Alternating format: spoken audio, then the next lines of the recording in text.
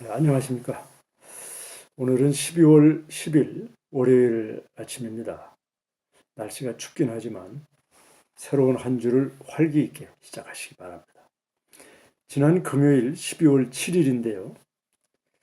우리 해병대가 NLL에 대한 문재인 정부의 비행금지 조치에 반대하는 입장을 표명했다고 조선일보가 일면 탑으로 이렇게 보도를 했습니다. 지금 큰 논란이 일어나고 있는데요. 그날 국방부는 보도자료를 내고 이건 사실이 아니다 이렇게 부인을 했습니다. 비행금지를 NLL 수역에 검토한 것은 사실이 아니고 해병대에 이를 지시한 일이 없으며 따라서 이를 보도한 조선일보의 보도를 악의적이다 이렇게 비난을 했습니다. 그동안 이 정부가 워낙 말바꾸기와 거짓말을 해온 탓에 국방부의 이 말을 믿을 국민은 별로 없을 것으로 생각합니다.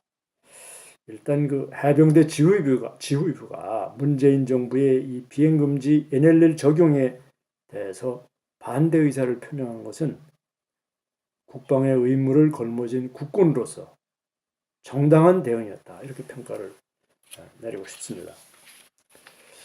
문제는 9월 남북 군사 합의에 따라서 이제 지금까지 DMZ에서 비무장지대의 비행금지 구역을 설정했지 않습니까? 그래서 정찰과 훈련이 일체 금지되어 있는데 이걸 서해 북방 한계선인 NLL까지 연장하겠다는 것이거든요. 그래서 이제 NLL 부근에서도 훈련과 정찰 활동을 못하게 한다. 이것은 참으로 망국적인 발상이다. 이렇게 말씀드리지 않을 수 없고 지금 이 국방 안보 분야에서 상상도 할 수 없는 일들이 도처에서 벌어지고 있습니다. 지금까지 대한민국을 유지해온, 대한민국을 지켜온 이 안보 체제가 근본적으로 흔들리고 무너지고 있다. 참 걱정입니다. 제가 보기에 NLL과 관련해서 문재인 정부는 뭔가 근본적으로 잘못된 생각을 갖고 있는 거 아닌가 이렇게 의심을 하지 않을 수 없습니다. 다시 말씀드리면 기존의 NLL이 무너져도 상관없다 이런 생각을 하는 거 아닌가. 그렇지 않고서야 우리의 무장을 해제하는 이런 조치들을 이렇게 과감하게 무모하게 실행에 옮길 수는 없는 일 아니냐. 그래서 제가 지나간 자료를 좀 찾아봤습니다. 2007년 11월 1일 노무현 대통령은 어릴 때 땅 따먹기와 비슷한 싸움을 하고 있는 것이다. 지금 우리가 NLL 가지고 남북이 이렇게 하는 것은 우리가 어렸을 때 땅 따먹기 싸움하고 비슷하다. 대강 그려도 아무 문제가 없는데 왜 이 NLL을 이렇게 그려놓고 우리가 남북 간에 분쟁을 하느냐 이런 의미가 되겠습니다. 그리고 NLL이 유엔사가 이렇게 일방적으로 그었기 때문에 남북 평화를 위해서는 다시 그릴 수도 있는 문제 아니냐 이런 생각을 했던 것 같습니다. 사실 당시에 6.25 전쟁 당시에 해공군에서 우위를 장악한 유엔군이 신의주 앞바다까지 바다를 점령을 하고 있었거든요. 휴전이 협정이 성립이 되니까 거기 계속 유지할 수는 없고 해서 훨씬 남하해서 지금의 NLL, 서해 5도를 포함하는 이 NLL을 설정을 한 것입니다. 이거는 우리 국가안보 차원에서는 대단히 잘된 일이고 칭찬을 해줘야 될 일인데 이 참 지금 이 집권 세력, 노무현 정부로부터 문재인 정부로 이어지는 집권 세력 중에는 상당히 얼토당토하는 이런 생각을 가진 사람이 적지 않은 듯합니다.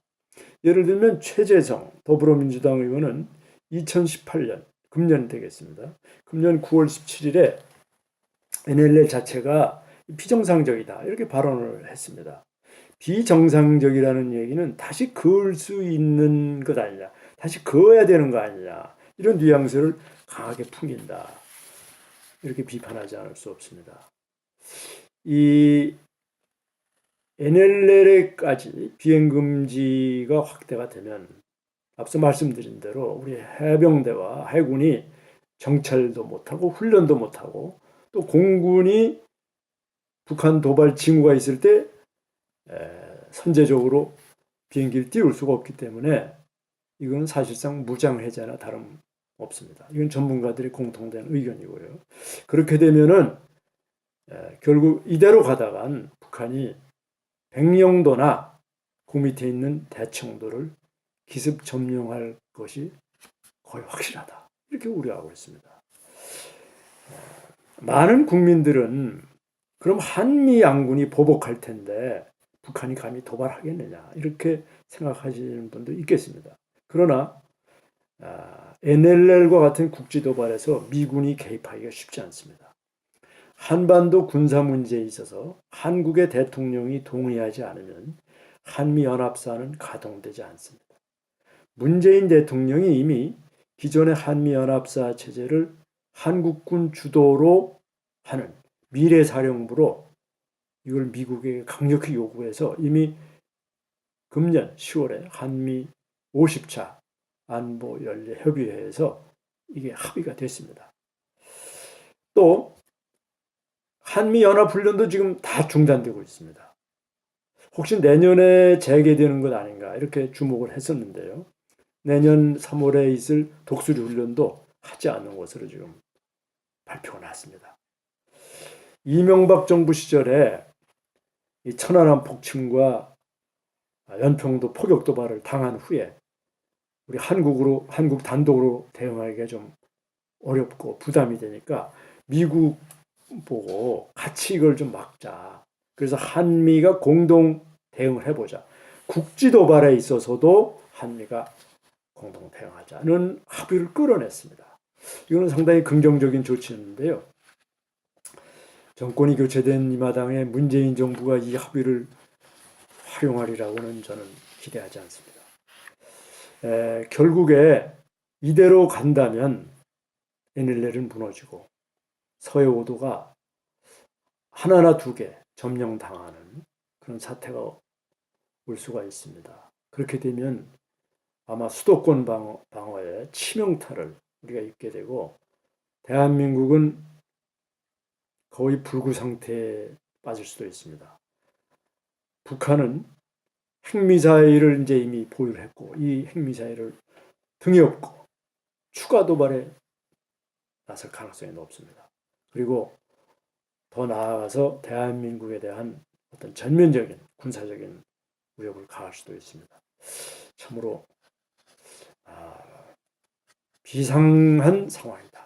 이렇게 말씀드릴 수 있겠습니다. 도태우 변호사가 문재인 대통령을 이 NLL 남북 합의와 관련해서 여적죄로 대검찰청에 고발했습니다. 여러분도 잘 알고 계시리라고 믿습니다. 도태우 변호사는 형법제 102조에 의거하여 북한이 대남 적화 노선을 포기하지 않는 적국이다. 이렇게 규정을 했습니다. 그리고 적국과 합세하여 대한민국에 항적하는 것은 형법 제93조의 여적죄에 해당한다. 이렇게 판단을 했습니다. 여기서 항적이라는 말이 나오는데 이게 한자어가 돼서 좀 생소합니다만 항적이라는 말은 대한민국에 대항하여 적대 행위를 한다. 이런 뜻이 되겠습니다. 따라서 문재인 대통령은 여적죄에 해당한다. 이런 판단을 한 것이죠. 지금 이 문제 가지고 국민들이 굉장히 걱정을 많이 하고 나라 전체가 상당히 시끄러운 상황인데 만약에 문재인 대통령이 이 9.19 망국적인 남북 군사 합의를 철회하지 않고 이건 절대 그냥 둘 수가 없는 합의입니다. 철회하지 않고 NLL까지 이 비행금지 구역을 확대 적용하려 한다면은 이거는 우리 대한민국 국가와 국민의 안전과 생명, 자유에 대한 치명적인 위협이 된다. 이렇게 판단하지 않을 수 없고요.